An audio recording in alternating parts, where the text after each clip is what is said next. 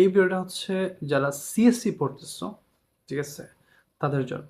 দেখো, সিএসসি 4 বছরের একটা গ্রাজুয়েশন কোর্স।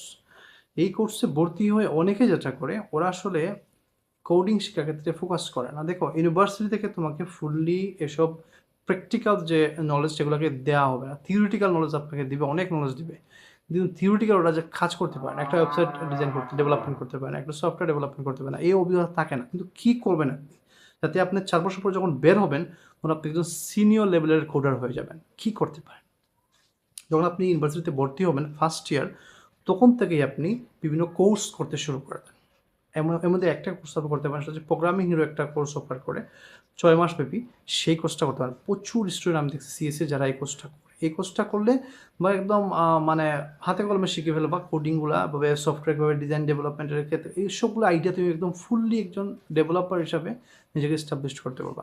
6 মান্থ যদি এই কোর্সটা করো, তাহলে আরও 6 মান্থ আরও একটা কোর্স করো তুমি। বিভিন্ন বিদেশের বিভিন্ন যারা মেন্টরস আছে, খুব ভালো কোডিং শেখায়, বিভিন্ন সফটওয়্যার উপরে বিভিন্ন কোর্স আছে, সেগুলো করতে থাকো। তুমি যদি এই 4টা বছর, প্রথম 2 বছর যদি তুমি মনে হয় 5-7টা কোর্স করে ফেলো এবং ভালো করে অভিজ্ঞতা অর্জন করো, আর নেক্সট 3 বছর তুমি এটার উপরে পার্ট টাইম কোথাও কাজ করো, বা তুমি অনলাইনেই বিভিন্ন প্রজেক্ট কমপ্লিট করতে থাকো, তাহলে তুমি দেখবা কি, যখন তুমি গ্র্যাজুয়েশনে কমপ্লিট করে বের হবা না সিএসসি থেকে, তখন তুমি সিনিয়র লেভেলের ডেভেলপার হয়ে বসে পড়বা।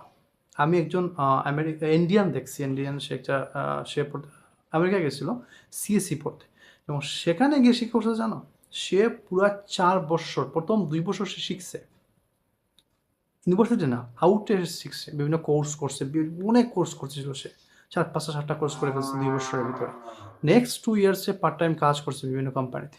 সে যখন গ্র্যাজুয়েশন নিয়ে বের হয় না, তখন সে সিনিয়র লেভেলের ডেভেলপার বনে গেছে, মোবাইল অ্যাপ ডেভেলপার। সো তোমাকে সিএসসিতে ভর্তি হয়েই তোমাকে ইউনিভার্সিটি সব শিখিয়ে দেবে? সরি, কিচ্ছু শেখাবে না।